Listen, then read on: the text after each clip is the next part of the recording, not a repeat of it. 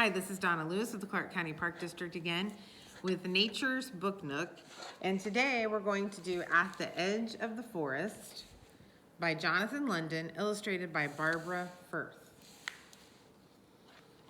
This is actually good for a little bit older kids. A lot of times I read books that are for younger kids, but this could be used for older as well. Winter came on a burst of wind and the snow turned the world white. That was the year the sheep had to be scooped from snow and bundled into the barn to keep from freezing. That was the year of the coyotes. So they're trying to get their sheep in and safe away from the wildlife. Looks like the snow we've had lately. One blue day after a storm, I woke up to hear the sheep baaing in the barn. Bah. On my way there, I saw tracks, deep holes along the fence line. There were chores to be done, but curiosity had taught me. So, the sheep were making noise, and he saw some tracks. So whose tracks could those be? I snowshoed toward the edge of the forest, leaving our small farm behind. I stopped to catch my breath. And there ahead I saw it, and then I didn't.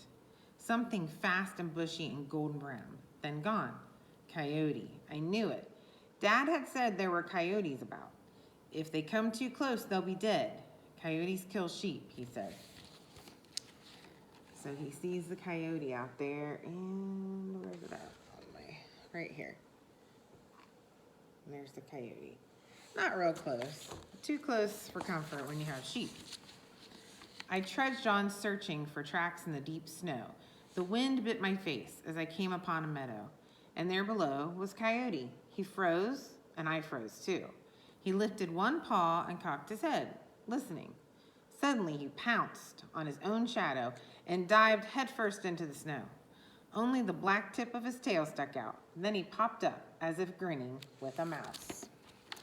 So coyotes prefer wild stuff, like this mouse. And so this coyote just caught a mouse. When he saw me, he froze again, then took off like a streak of furred lightning. My eyes burned with that glimpse of Coyote. I was slow to turn back home. So he gets a little too close and the coyote takes off.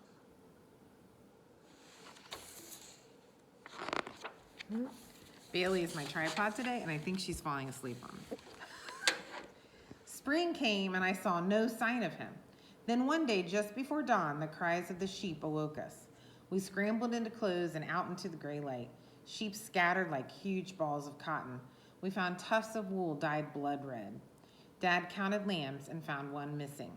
Coyote, he said, and gazed out toward the dark forest.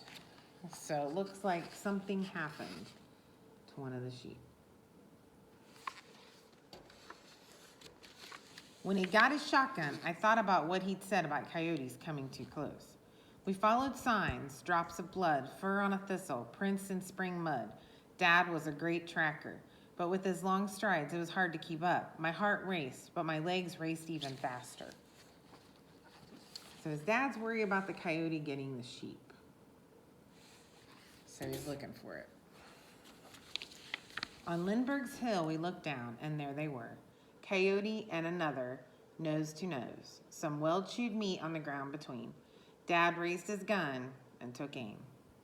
The coyotes licked muzzles, and I blurted, "Look, Dad, the coyotes are kissing." It's a mated pair. So boyfriend, girlfriend, and they found each other, and they're kissing, because the one brought the other one food. Dad hesitated, but his finger held the trigger and began to squeeze. I covered my ears. So what is Dad gonna do?